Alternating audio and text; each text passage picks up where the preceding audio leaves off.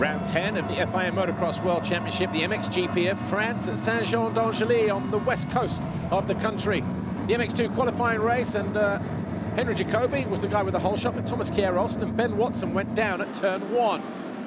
Battling for the lead at the top of the hill with Jacobi were Jorge Prado, Paul Jonas and Thomas Covington. Close behind them, Stefan Rubini in orange and the green Kawasaki of Ruben Fernandez.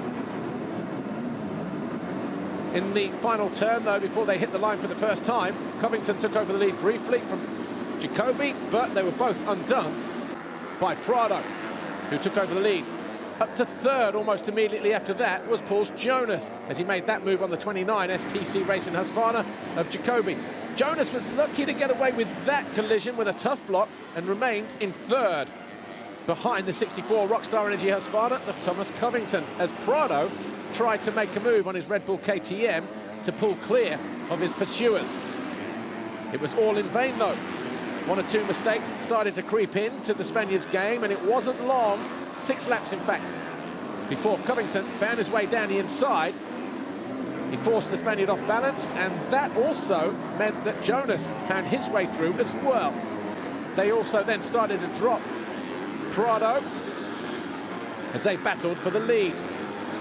Covington had his hands full. So too did the 70 on the F&H Kawasaki of Ruben Fernandez. That move from Conrad Muse, though, on his Hitachi Acer KTM, saw the Brit go into 5th. Jonas was lucky when he caught the rear wheel of Covington here. He could have gone down, but he stayed up.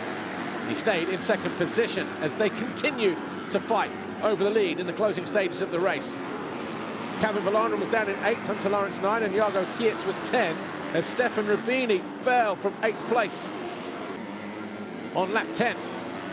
Jonas tried his luck again on the American, but he was kept back in 2nd position. All the while, Prado was starting to close in again in that 3rd place. Jacobi remained solid in 4th. Muse was 5th, Larinaga was 6th, but it was a win for Thomas Covington. Paul Jonas crossed the line 2nd, Jorge Prado was 3rd, Jacobi was 4th, Conrad Muse came home 5th, Iker Larinaga 6th, Ruben Fernandez 7th, Calvin Volanderen was 8th. Yeah, you know, it was a fun race. I just finally got up to a good start. We made some improvements this week with the starts, because that's just what I've been lacking the last few weeks. And yeah, just really motivated the second half of the season. You know, I'm going back to the States to race Supercross and outdoors with Husky there, so just going to get as many wins as possible out there.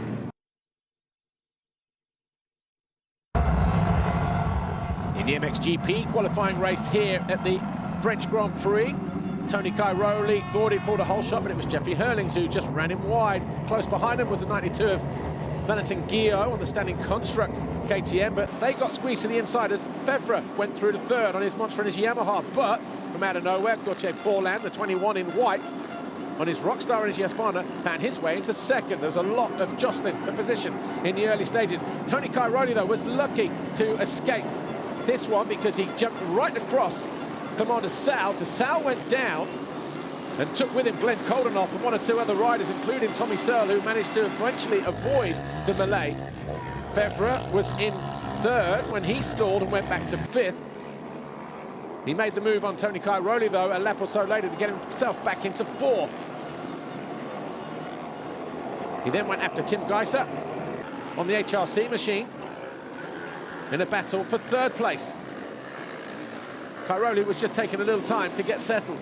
The 2 Yamahas, the Monster Energy Yamaha of Van Horbik 89 and the Wilmo Yamaha of Jeremy Seewer, they battled the whole race over 7th.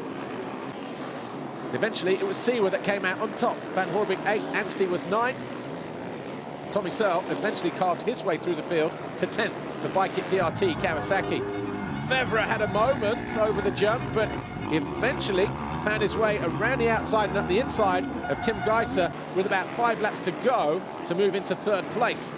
Tony Cairoli followed through immediately as well. All of a sudden, the Slovenian for Team HRC, 2-4-3, was back in 5th. He responded immediately, though, but it was brief. Tony Cairoli tried on several occasions. Eventually, the Italian went through. That pass got him into 4th. Had a moment, though, as he found his way through traffic, did Tony Cairoli, in his pursuance of Romain Fevre on the Monster Energy Yamaha final lap, he had 2 scares down the steepest descent on the track.